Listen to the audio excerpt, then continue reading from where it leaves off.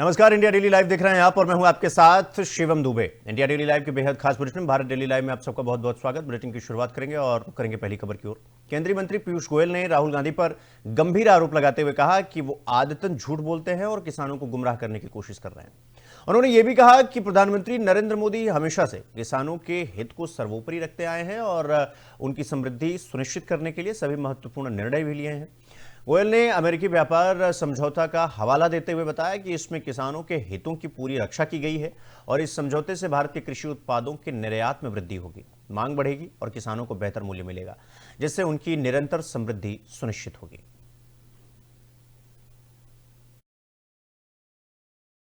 Dear farmer brothers and sisters, Rahul Gandhi ji is a habitual liar.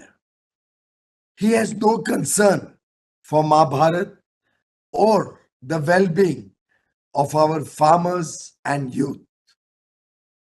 In a video released today, he has broken all records of speaking falsehood and made baseless allegations. He is misleading our farmers with his fake narrative and trying to provoke our Annadatas.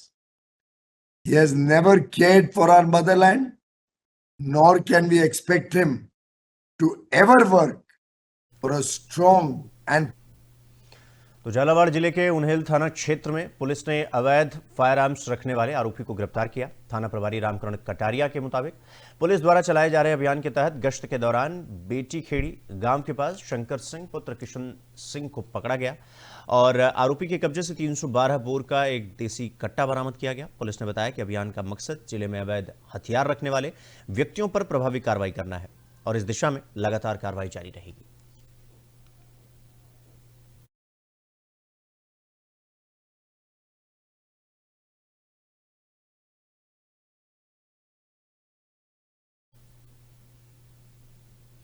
तो अजमेर के Alwar gate थाना क्षेत्र में दिन दहाड़े एक चौंकाने वाली ठगी की घटना सामने आई।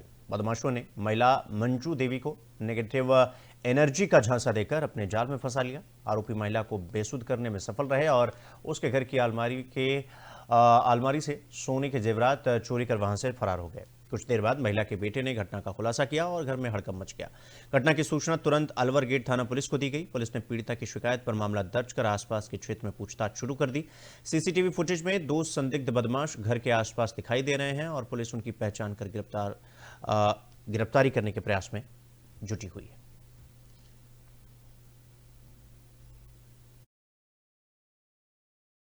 ये घटना 7 फरवरी को हुई थी जब मेरी मम्मी घर पे अकेली थी, मेरे पापा ऑफिस गए हुए थे और मैं एक्चुअल में मेरी जो बाइक है उसकी सर्विस कराने गया था। तब मैं सर्विस कराने के लिए वहाँ खड़ा था, उतने में मेरे पास मेरे पापा का फ़ोन आता है कि बेटा देख 2 अनजान जो है लोग वो घर में गए हैं, तो तेरी मम्मी को फ़ोन करके पूछ। मैंने फ़ोन करा तो मम्मी ने फ़ोन उठाया नहीं। मैंने कहा, होगा मम्मी एक्चुअल में क्या दिन में अब मेरी मम्मी फ़ोन साइलेंट करके सो जाती है। मैं बोला जल्दी सो गई होगी, है ना। तो फिर मैं आया वापस लगभग 2:30 बजे तक, 2:30 पौने 3 बज रहे थे। मैंने देखा तो मम्मी बेहोश। ना मम्मी क्या हुआ, उठो उठो, उठाया।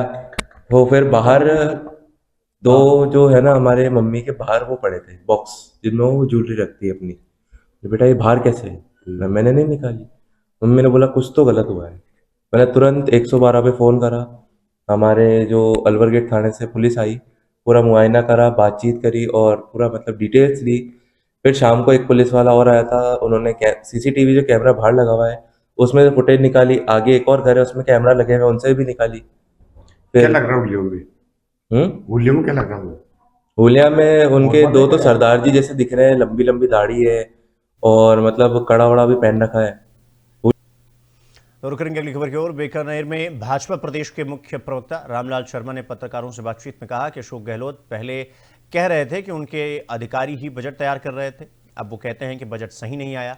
शर्मा ने बताया कि भजनलाल सरकार का बजट सभी वर्गों को छूने वाला है और आने वाला बजट विशेष रूप से युवाओं के लिए बनाया गया है। उन्होंने पंडित दीनदयाल की बात का हवाला देते हुए कहा कि देश का विकास वो चाहते हैं तो युवाओं को रोजगार और किसानों को पानी देना चाहिए।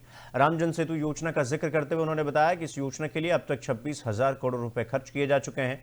शर्मा ने राहुल गांधी पर आरोप लगाया कि वो बिना आधार के आरोप लगाकर संसद छोड़ देते हैं और जनता को गुमराह करने का काम करते हैं।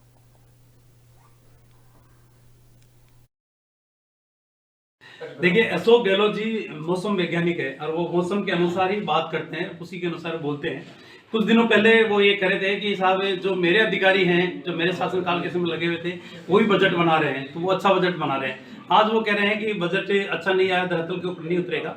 हाँ, ये बात बिल्कुल सही है जो अशोक गहलोत जी कह रहे हैं, वो इस आधार के ऊपर सही कह रहे हैं कि उनका जो बजट था वो व्यक्ति विशेष का बजट था। वो बजट सिर्फ और सिर्फ उनके सरकार को जिन पीलरों के ऊपर खड़ी रहती थी, उन पीलरों के लिए वो बजट हुआ करता था। ये बजट भजनलाल जी ने जो पेश किया है सदन के अंदर, जो दिया कुमारी जी ने पेश किया है, ये बजट सभी वर्गों को छूने वाला बजट है। सब लोगों के हितों को ध्यान में रखकर बनाया हुआ बजट है। हर वर्ग को जन समस्याओं का समाधान कैसे हो सकता है, उनका सर्वांगीण विकास हम कैसे कर सकते हैं, इसको दृष्टिगत रखते हुए बजट है। तो मैं इतना कह सकता हूं कि आने वाले समय में युवा इस बजट को एप्रिशिएट कर रहे हैं।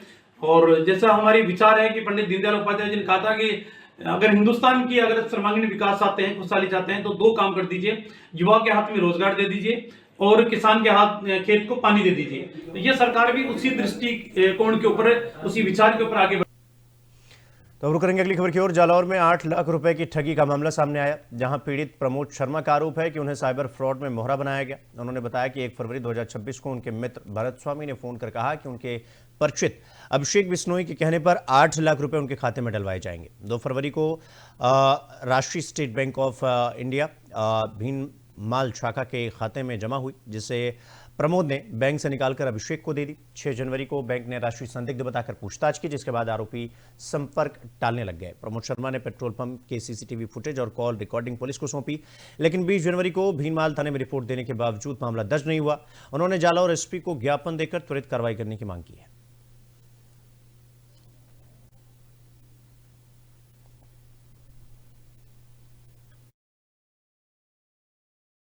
सर 2 तारीख को हमारे साथ कोई बैंक 2 तारीख को किसी ने पेमेंट दिलवाया था। पेमेंट वो फ्रॉड का था। 5 तारीख को बैंक से मेल करके वापस हमारे को फ़ोन करके बुलाया। हम गए बैंक में। बैंक वालों ने बोला कि ये पेमेंट आपका क्या RTGS गलत आया हुआ है, आपने क्या निकाल के किसको दिया था। हम उस पार्टी को लेके गए थे, सामने भरत करके है, भरत ने दिया था अभिषेक को। अभिषेक का CCTV फुटेज मेरे पास पड़ा पेन ड्राइव में। उसके बाद में उनके साथ मैं 8-10 दिन तक उनके कांटेक्ट में रहा। फिर लास्ट मोमेंट पे उन्होंने बोला कि FIR कर दो, तो हम 10 तारीख को गए थे भीनमाल पुलिस स्टेशन में। वहाँ पे फिर हमारी FIR ली नहीं, हमारे को टाल मटोल करते रहे। लास्ट में हमने 20 तारीख को CI साहब को एप्लीकेशन दी। CI साहब ने एप्लीकेशन लेके स्टाफ को दी और फिर अभी तक वहाँ पे FIR दर्ज की नहीं गई। इसलिए फिर हम SP से यहाँ पे आए हैं जालौर। एसपी साहब के पास? SP साहब के पास में मिले एसपी साहब से? SP साहब से मिले हम। SP साहब ने बात की है और SP साहब ने FIR कॉपी हमारी ली है। सर 2 तारीख। तो अब रुक करेंगे अगली खबर की ओर। सीकर जिले के नीम कथाना के प्रसिद्ध गणेश्वर तीर्थ धाम में अफरा तफरी मच गई जब कुंड में फेंके गए सूटकेस में जोरदार ब्लास्ट हुआ। धमाके की आवाज इतनी तेज थी कि धाम परिसर और आसपास के इलाके में दहशत फैल गई। घटना के समय कुंड में जीर्णोद्धार का कार्य चल रहा था, जिसमें लगे मजदूरों ने सूटकेस फेंकते हुए 2 युवकों को देखा। धमाके के बाद मजदूर अपनी जान बचाने के लिए इधर उधर भाग गए। ब्लास्ट की तीव्रता इतनी थी कि कुंड का पानी उछलकर बाहर गिर गया और चारदीवारी में दरारें आ गई। मौके पर सदर पुलिस तुरंत पहुंची और साक्ष्य जुटाकर घटना स्थल की जांच शुरू कर दी। पुलिस अब 2 संदिग्ध युवकों की तलाश में जुटी हुई है और ये पता लगाने की कोशिश कर रही है कि सूटकेस में क्या सामग्री थी और ब्लास्ट का उद्देश्य क्या था। धाम परिसर में सुरक्षा बढ़ा दी गई।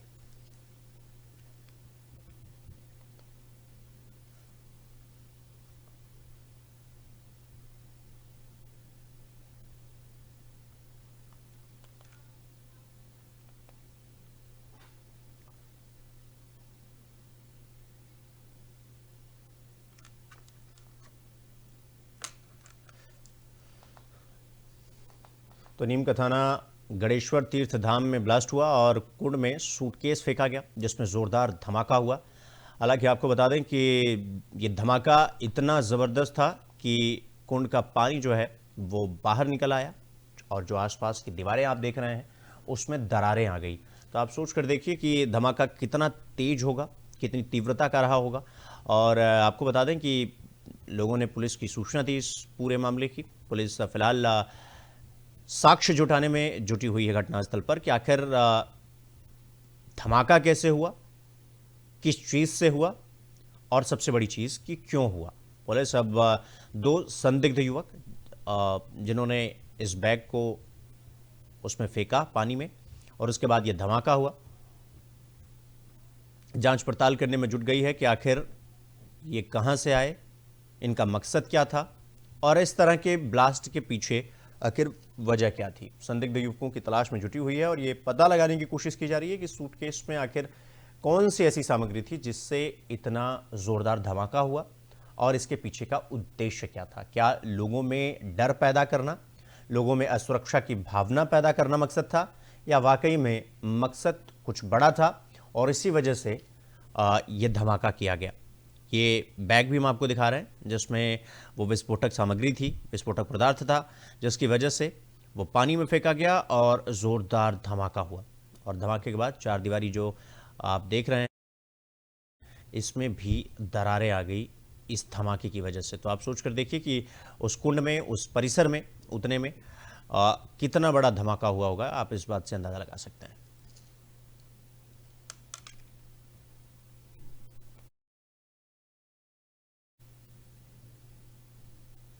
तो रुक करेंगे अगली खबर की ओर। जालौर में राजस्थान सरकार का बजट 2026 पेश किया गया, जिस पर जिले के नेताओं ने अपनी प्रतिक्रियाएं दी।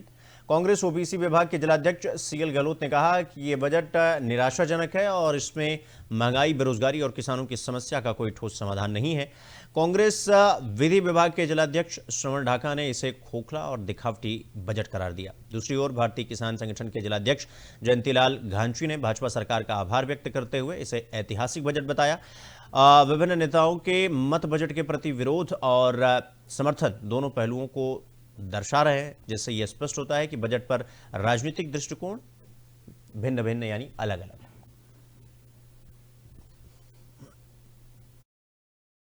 देखो, मैं तो आपके माध्यम से ये बताना चाहता हूँ कि राजस्थान सरकार द्वारा ये 2026 का जो बजट बहुत ही निराशाजनक और दिशाहीन है। इसमें महंगाई, बेरोजगारी और किसानों की समस्या को समाधान के लिए कोई ठोस प्रावधान नहीं किया गया। इस बजट युवा वर्ग के लिए रोजगार की स्पष्ट योजना या अभाव। बजट में शिक्षा, स्वास्थ्य, रोजगार, पानी, बिजली क्षेत्र में भी पर्याप्त प्राथमिकता नहीं दी गई है। ये बजट केवल घोषणाओं तक सीमित है। जमीनी राहत देने में सरकार असफल रहेगी। इस बजट में भिनमाल में कन्या महाविद्यालय या रिंग रोड या बांडी सिंद्रा बांध, टाउन स्ट्रीम में सिंचाई, नर्मदा परियोजना काम समेत सड़क, पानी व उप जिला अस्पताल के लिए कोई बजट जारी नहीं किया गया। सबसे पहले तो मैं राजस्थान सरकार के मुख्यमंत्री भजनलाल जी और उनकी डिप्टी सीएम प्रिया कुमारी जी को धन्यवाद, आभार व्यक्त करता हूं कि उन्होंने एक ऐतिहासिक बजट राजस्थान में जो पेश किया है। किसानों के लिए उन्होंने दुनिया भर के 11,000 करोड़ के लमसम किसानों के लिए उन्होंने रोजगार की मंशा पेश की है। वो एक राजस्थान किसान एक ऐसा है जो पूरे वर्ल्ड में किसानों का जो अनुपात होता है अनाज का, वो पूरे इंडिया में उनका एक इफेक्ट करता है और अर्थव्यवस्था पे उसका इफेक्ट रहता है। दूसरी बात, राजस्थान सरकार ने जो पेयजल की जो समस्या थी, तो पिछली सरकार ने भ्रष्टाचार किया था, जो धरातल पे काम नहीं हुआ। अब की बार राजस्थान सरकार ने एक बजट के अंदर धरातल पे काम लाने के लिए घर घर नल योजना जोड़ने के लिए उन्होंने ऐतिहासिक बजट पेश किया है। तीसरा, राजस्थान सरकार ने एक ऐसा बजट पेश किया है जो महिला वर्ग के लिए, किसानों के लिए, मध्यम वर्ग के लिए, व्यापारियों के लिए एक बहुत ही बड़ा ऐतिहासिक बजट पेश किया है। देखो, मैं तो आपके माध्यम से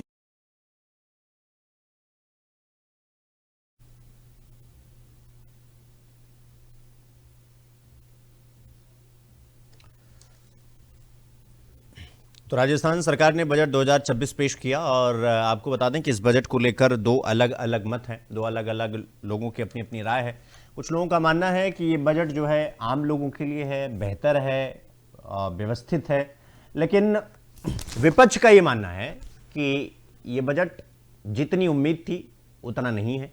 हालांकि जब भी जो सरकार बजट पेश करती है उसका जो विपक्षी दल है वो बजट में तमाम तरह की खामियां गिनवाता है या ये बताता है कि बजट जो है वो मन मुताबिक नहीं है, फिर सरकार कहीं की भी हो। हालांकि आपको बता दें कि जिस तरह से बजट सत्र चल रहा है, फिर चाहे वो केंद्र के परिप्रेक्ष्य से हो या राज्यों के परिप्रेक्ष्य से हो, राज्य में चाहे मध्य प्रदेश हो, उत्तर प्रदेश हो, राजस्थान हो, सरकारें अपना अपना बजट पेश कर रही हैं। और आप सबको बता दें कि जिस तरह से राजस्थान सरकार ने बजट जो है 2026 पेश किया, उसको लेकर लोगों से पूछताछ की गई, लोगों से ये जानने और समझने की कोशिश की गई कि आखिर ये बजट कितना प्रभावशाली है, कितना इम्पैक्टफुल है। इसके दो राय लोगों की निकल कर आए। सत्ता पक्ष ये कह रहा है कि ये बजट जो है युवाओं के लिए है, महिलाओं के लिए है, जवानों के लिए है, नौजवानों के लिए है, सबके लिए है। और ये बजट जो है वो समग्र विकास समावेशी बजट है। लेकिन विधि विभाग के बजट को जो है विपक्ष जो है खोखला बता रहा है। विपक्ष का यह कहना है कि जिस हिसाब से बजट के बारे में सोचा गया था, जिस हिसाब से बजट का प्रेडिक्शन किया गया था, उस हिसाब से बजट नहीं आया। ये बजट लोगों को भ्रमित करने वाला है, बजट ठीक नहीं है। हालांकि सत्ता पक्ष ये कह रहा है कि यही जो अधिकारी हैं, कर्मचारी हैं, यही लोग बजट बनाया करते थे जब कांग्रेस की सरकार हुआ करती थी तो। लेकिन तब उनका बजट अच्छा था, आज वैसा ही बजट अगर भजनलाल शर्मा की सरकार लेकर आ रही है तो फिर अब वो बजट खराब हो गया। हालांकि आपको बता दें कि जब कांग्रेस बजट पेश करती थी तो उस वक्त बीजेपी, जब विपक्ष में हुआ करती थी तो बीजेपी यही कहती थी। आज वाइसा वर्सा वही होता हुआ दिखाई दे रहा है। तो राजस्थान सरकार ने बजट 2026 तो पेश कर दिया, लेकिन लोगों के तमाम तरीके के सवाल भी हैं, लोगों का अपना अपना आकलन है और होना भी चाहिए, क्योंकि जब बजट आता है तो आपका अपना एक आकलन होता है और वही भूमिका जो है विपक्ष निभा रहा है, यानी कांग्रेस निभा रही है कि बजट में क्या क्या खामियां हैं या क्या क्या और ऐड ऑन होना चाहिए था, क्या क्या चीज़ें और जोड़ी जा सकती थी और व्यवस्थित बनाया जा सकता था और सुव्यवस्थित बनाया जा सकता था, क्रमबद्ध बनाया जा सकता था, सूचीबद्ध बनाया जा सकता था। तमाम तरीके के जो आरोप प्रत्यारोप हैं वो बीजेपी और कांग्रेस के बीच में इस बजट के पेश होने के बाद देखने, सुनने और समझने को मिली। देखो, मैं तो आपके माध्यम से ये बताना चाहता हूँ कि राजस्थान सरकार द्वारा ये 2026 का जो बजट बहुत ही निराशाजनक और दिशाहीन है। इसमें महंगाई, बेरोजगारी और किसानों की समस्या को समाधान के लिए कोई ठोस प्रावधान नहीं किया गया। इस बजट युवा वर्ग के लिए रोजगार की स्पष्ट योजना या अभाव, बजट में शिक्षा, स्वास्थ्य, रोजगार, पानी, बिजली क्षेत्र में भी पर्याप्त प्राथमिकता नहीं दी गई है। ये बजट केवल घोषणाओं तक सीमित है। जमीनी राहत देने में सरकार असफल रहेगी। इस बजट में भिंदमाल में कन्या महाविद्यालय या रिंग रोड या बांडी सिंद्रा बांध, टाउन स्ट्रीम में सिंचाई, नर्मदा परियोजना काम समेत सड़क, पानी व उप जिला अस्पताल के लिए कोई बजट जारी नहीं किया गया। सबसे पहले तो मैं राजस्थान सरकार के मुख्यमंत्री भजनलाल जी और उनकी डिप्टी सीएम प्रिया कुमारी जी को धन्यवाद, आभार व्यक्त करता हूं कि उन्होंने एक ऐतिहासिक बजट राजस्थान में जो पेश किया है। किसानों के लिए उन्होंने दुनिया भर के 11,000 करोड़ के लमसम किसानों के लिए उन्होंने रोजगार की एक मंशा पेश की है। वो एक राजस्थान किसान एक ऐसा है जो पूरे वर्ल्ड में किसानों का जो अनुपात होता है अनाज का, वो पूरे इंडिया में उनका एक इफेक्ट करता है और अर्थव्यवस्था पे उसका इफेक्ट रहता है। दूसरी बात, राजस्थान सरकार ने जो पेयजल की जो समस्या थी, तो पिछली सरकार ने भ्रष्टाचार किया था, जो धरातल पे काम नहीं हुआ। अब की बार राजस्थान सरकार ने एक बजट के अंदर धरातल पे काम लाने के लिए घर घर नल योजना जोड़ने के लिए उन्होंने ऐतिहासिक बजट पेश किया है। तीसरा, राजस्थान सरकार ने एक ऐसा बजट पेश किया है जो महिला वर्ग के लिए, किसानों के लिए, मध्यम वर्ग के लिए, व्यापारियों के लिए एक बहुत। तो रुक करेंगे अगली खबर की ओर। प्रतापगढ़ में राज्य कर्मचारियों ने कलेक्ट्रेट पर बजट प्रतियों की होली जलाकर इसका विरोध जताया। अखिल राजस्थान राज्य कर्मचारी संयुक्त महासंघ के आह्वान पर यह प्रदर्शन राज्य कर्मचारी संविदा और मानदेय कर्मियों के हितों की अनदेखी करने वाले बजट के खिलाफ इसे बताया गया। महासंघ के जिला अध्यक्ष राधेश्याम धाकड़ा ने बताया कि सरकार कर्मचारियों की मांगों को अनसुना कर रही है और पिछले 2 वर्षों में एक भी द्विपक्षीय बातचीत नहीं की गई, यानी वार्ता नहीं की गई। कर्मचारियों ने कहा कि पदोन्नति, वेतन विसंगति और कैडर पुनर्गठन पर कोई ठोस कदम नहीं उठाया गया। जयपुर में भी सैकड़ों कर्मचारियों ने बजट प्रतियां जलाई और नारेबाजी की। महासंघ ने चेतावनी दी कि यदि सरकार अब भी 7 संकल्पों पर बातचीत नहीं करती तो फिर बजट सत्र के दौरान बड़ा आंदोलन किया जाएगा।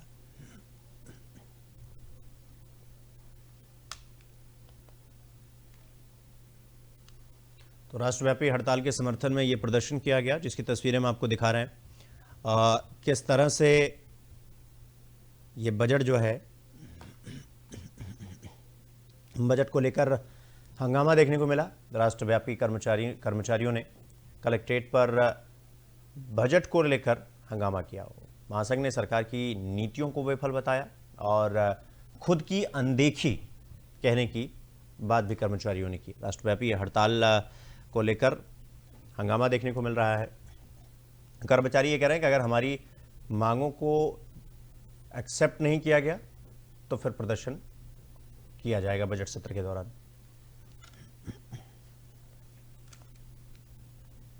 तो बीकानेर में 11 दिनों से जारी खेजड़ी महापड़ाव से राहत की खबर मिली, जहां सरकार का प्रतिनिधिमंडल बातचीत करने पहुंचा, जिसमें के विश्नोई, जसवंत बिश्नोई, पब्बाराम बिश्नोई और बिहारी लाल बिश्नोई शामिल थे। प्रतिनिधिमंडल ने संतों और संघर्ष समिति के प्रतिनिधियों से बातचीत की। इस दौरान प्रदेश भर में खेजड़ी कटाई को कानून बनने तक रोकने की मांग प्रमुखता से रखी गई। सरकार के प्रतिनिधियों ने विचार विमर्श के बाद इस मांग को मान लिया। इसके बाद संतों और संघर्ष समिति ने धरना स्थगित करने की घोषणा की, जिससे माहौल शांत हुआ और आंदोलन फिलहाल समाप्त हुआ। शांति सुनो जुड़ा और आपने महापड़ा हो, आज 11 दिन हो गया, ठीक है ना। अभी आपकी मांग पूरी होगी, कानून बने सब जगह भाई आज महापड़ा स्टिकट करा, स्टिकट हो सुना नहीं करा है, कानून बना जब स्टिकट किए है, कानून ठीक बनती है तो समाप्त कर दा, कानून में कमी रहती है तो और बड़ो मुख्यमंत्री ने कि मारे संतारो मान सम्मान करियो, विधानसभा में मैंने बात करी और कानून लवड़ी बात करी, समाजी भावना ने समझी। इन वास्ते राजस्थान सरकार मुख्यमंत्री महोदय ने बहुत बहुत धन्यवाद दूं। तो वर्धा जिले में पुलिस कांस्टेबल भर्ती 2024-25 प्रक्रिया पूरी जोश और खरोश के साथ चल रही है। कुल 134 खाली पोस्ट के लिए भर्ती प्रक्रिया में superintendent of police Saurabh Kumar Agrawal की देखरेख में 12 फरवरी को फिजिकल टेस्ट आयोजित किया गया।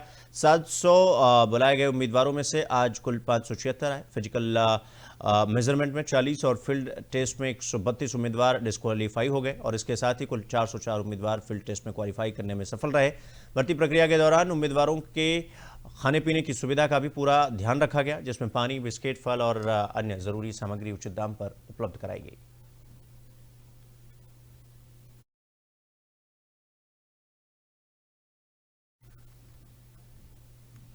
तो डेंग जिले के जुरहरा थाना क्षेत्र में एक सनसनीखेज चोरी का मामला सामने आया, जहां दो चोर दुस्साहस दिखाते हुए थाने परिसर में रखी वॉशिंग मशीन को अपनी गाड़ी में रखकर भाग निकले। सुबह जब थाने में मशीन गायब मिली तो हड़कंप मच गया। जुरहरा थाना अधिकारी गिरिराज सिंह ने तुरंत कार्रवाई करते हुए दोनों चोरों शाहजहां उर्फ छोटू और मुनासिफ को पकड़ लिया और वॉशिंग मशीन बरामद कर ली। इस पर डीला एसपी ओम प्रकाश मीणा ने लापरवाही बरतने वाले पुलिस कांस्टेबल लोकेश मीणा को लाइन हाजिर कर लिया और 112 हेल्पलाइन गाड़ी के चालक रामवीर सिंह के खिलाफ कार्रवाई के लिए एजेंसियों को पत्र लिखा है। एसपी ने कहा कि अपराधी चाहे कोई भी हो, कार्रवाई निश्चित होगी और पुलिसकर्मियों की लापरवाही भी बख्शी नहीं जाएगी।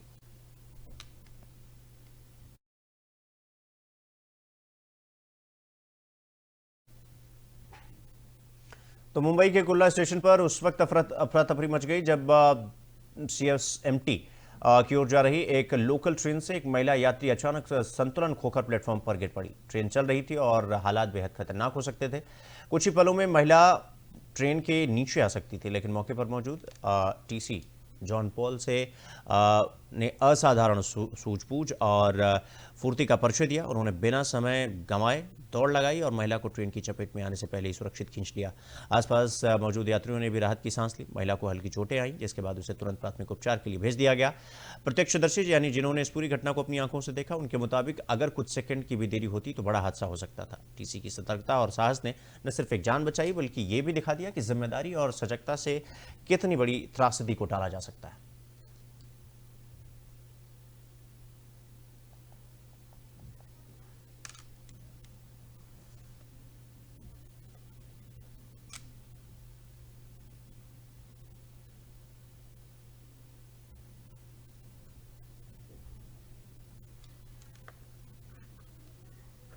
तो बुलेटिन में फिलहाल अभी के लिए बस इतना ही, लेकिन देश और दुनिया की तमाम बड़ी खबरों को देखने के लिए देखते रहिए इंडिया डेली लाइव। नमस्कार।